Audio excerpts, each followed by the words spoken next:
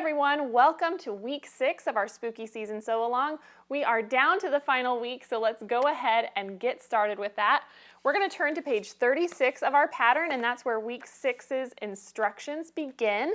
And we're going to start by cutting out the last of our background fabric. There's a great diagram in here that breaks down all of those cuts to give you the exact details, so you're using or having less fabric waste, I guess is what I'm trying to say.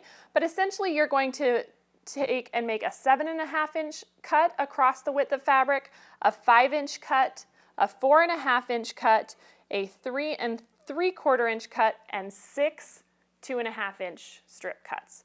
And so then you'll get all of your subcuts from there.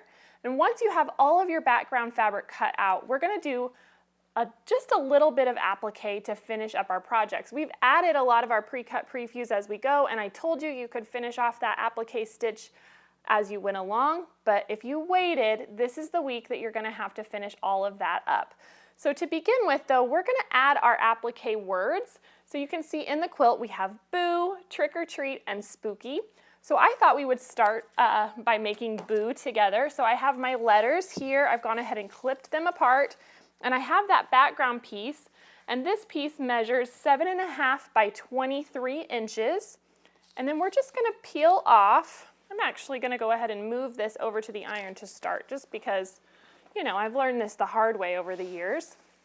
So we'll work over here, and then we can peel off the backing paper of our pre-cut prefuse applique letters, and it peels off so easily. I'll just go ahead and get that ready first.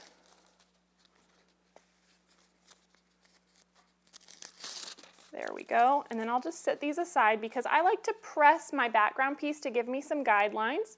So I'm going to fold this in half, both short ways and long ways. So I've got a crease here at the halfway point, and then I'm going to flip it this way and press it in half long ways as well. And this just gives me a guide for my eye when I'm lining up the letters.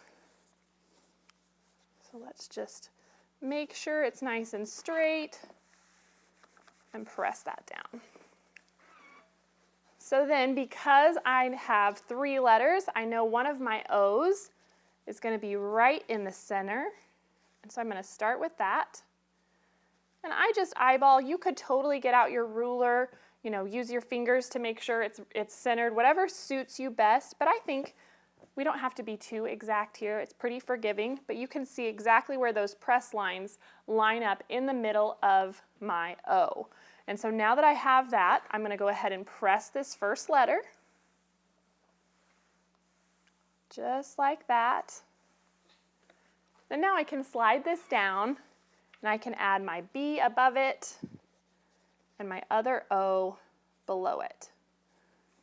So I'm just going to make sure that looks straight to me, and that is good enough. I'll just press that down and add the O to the bottom. I love these pre-cut prefuse shapes because it just makes adding these fun details so quick and easy. Just making sure that looks spaced right to me. My letter doesn't look too wonky. There we go. And then press that one as well.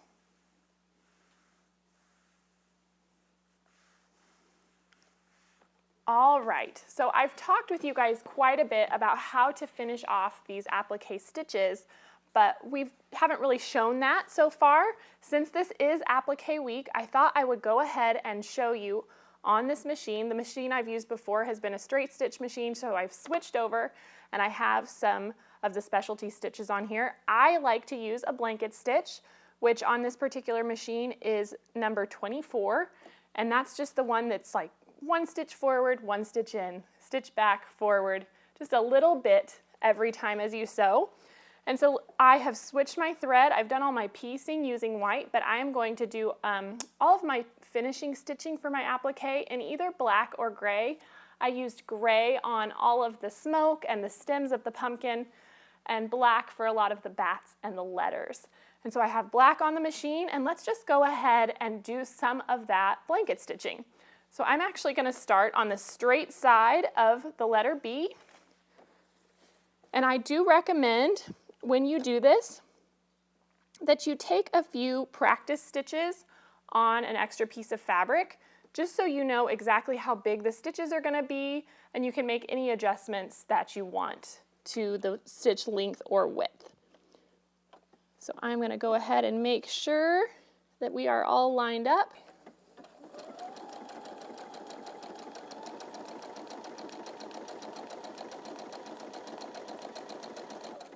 So the straight side of my stitch is lined up right along the edge of the B, and the little bite that it takes in is going into the fabric portion.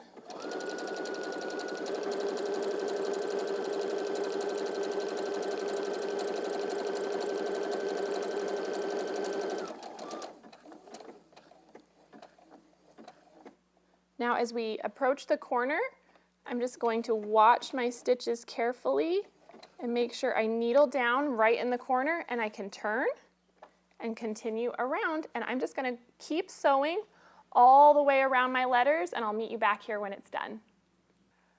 Okay, so I finished the applique on Boo, and I went ahead and did all the other applique finishes that you need done. So again, we made Boo, Trick or Treat, Spooky, and I made sure all of the stems and cattails and bats were appliqued on. Now there are a few that will come in on this next section, but for the most part, all the applique is done and ready to go. And now we get to start making the sections of our quilt. There's 6 different sections, and I'm going to walk you through section A because all 6 of them go together in essentially the same way. So let's turn in our pattern to the next page, and it says Assemble Section A. And so to begin with, we need to sew pumpkin block 1. And remember, I kept all my labels on my pumpkin, so we're going to sew pumpkin block 1 to the top of pumpkin block 3. So I have those 2 here, and I'm just going to sew them together. So I'll put them right sides together. And this will be the start of our first section. Make sure I'm all lined up. I'm just sewing with my 1/4 inch seam allowance. There we go. Now we can press this flat.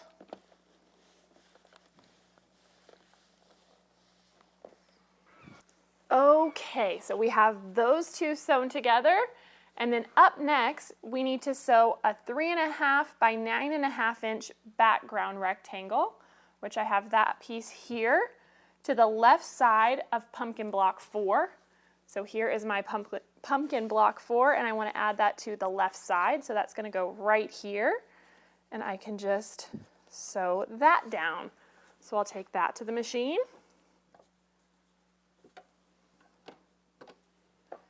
It's pretty fun when you get to this point, and all these pieces start fitting together. It's like a little puzzle. There we go. Press that as well. Okay. And then now we need to sew our cat block A, which is this cute cat that has the little bat on it. We're going to sew that right to the top of the pumpkin that we just added the background strip to. So I'm just going to lay those right sides together and sew him on there.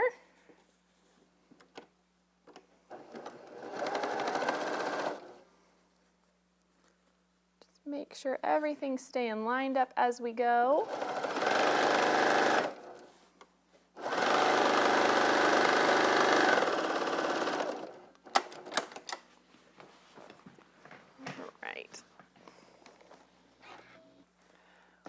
Alright, so we'll just give this a press.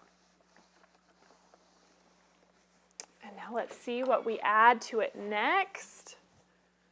Looks like we have a little sashing strip that's going to go across here. This is this 1.5 by 13 inch strip, so I'll sew this on, and then we can add our candy corn right to the other side of that sashing strip. So I'm going to sew both of those, one after the other.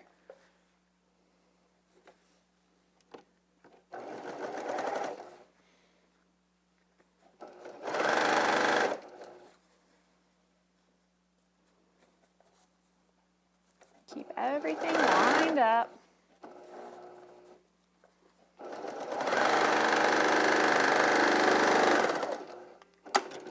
There we go, and I'll just kind of finger press this for now so we can add those candy corns. And then we'll press it at the end.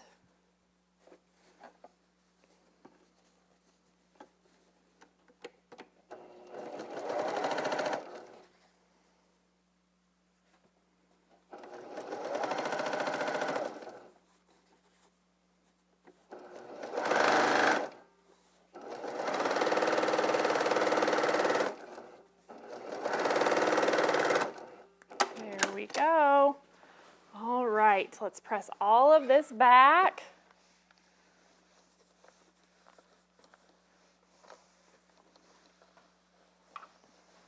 Make sure it's laying nice and flat.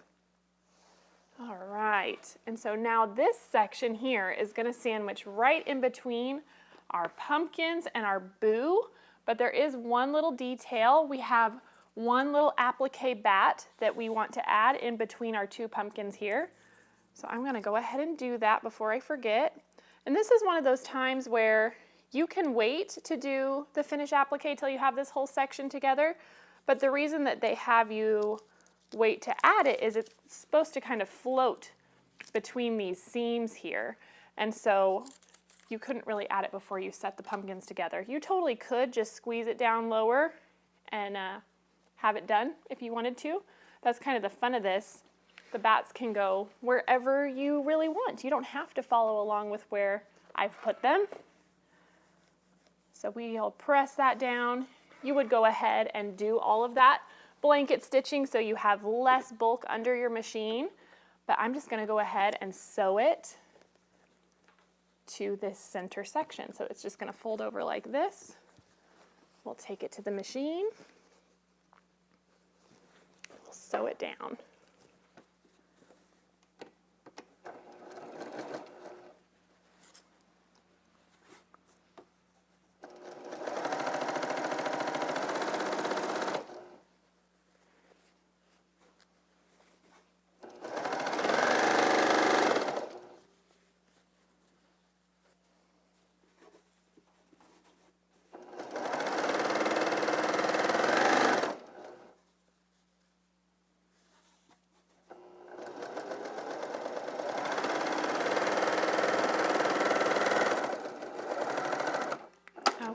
We got that side done. Now we can flip this around. We'll add boo to the other side.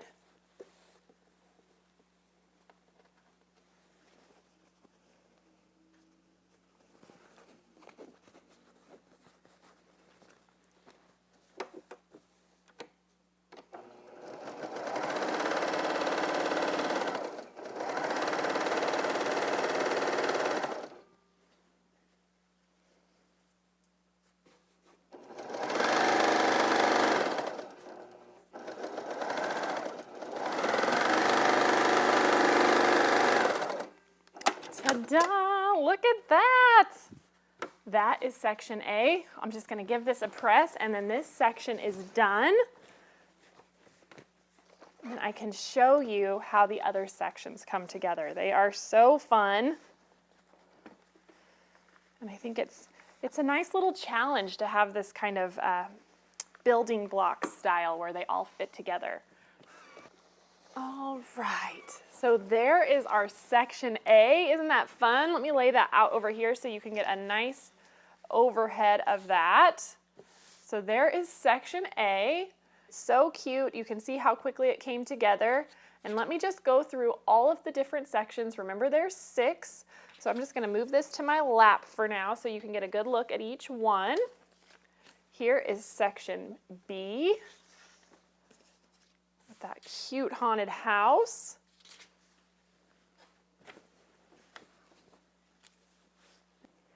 Okay, this is section C, just our haunted house and our pumpkin with a little sashings in between. Then here is D. Lots of cute pumpkins in this one. Section E is a large one. It's says trick or treat, lots of pumpkins, our kitty and our candy corn. And then last but not least, we have section F, just like that. So now let me show you how each of these fits into the quilt. I'll take you over to the design wall. All right, so now that I've shown you all of our finished sections, let's go ahead and pin these into the quilt so you can see how they fit in here. So this is our section A, and it just fits right up here at the top. Let me get a pin there and one over here. And then section B is next.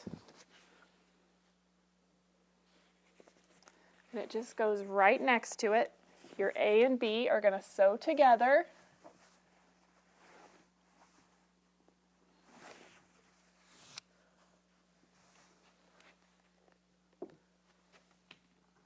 Just like that. So next we're going to add section C, which is this one right here.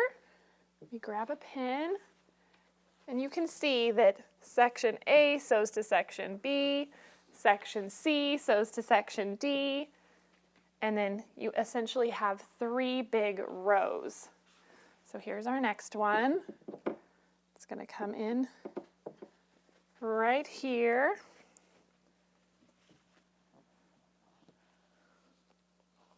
Here we go. Whoops. Wanting to fall down. Here's our largest section, section E. That's right down here at the bottom.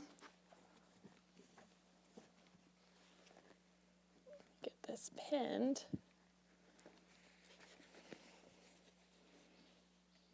There we go. And last one is section F.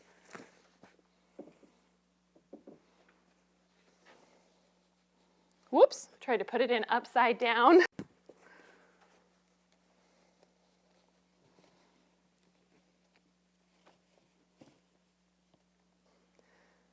So there is our section F, and then you're just going to sew each of those together, just like I said, in rows, A and B, C and D, E and F. And once you have all of that done, then you're going to add your first inner border. Those are those 2.5-inch strips that you cut out of your background fabric. And it's 6 of those that you need to go all the way around. And then you have a 5-inch outer border to finish it off. And I just love this quilt. I think it came together so great. And now we're really ready for Halloween. So bring on the costumes and the candy corn. And I hope you had so much fun sewing along with me. Thank you so much, and I'll see you next time. Hey everyone, it's Misty. Thanks for watching at home. If you aren't already a part of our Missouri Star family, be sure to subscribe and hit the bell if you want a notification every time we release a new video. I'll see you next Monday on the newest episode of At Home.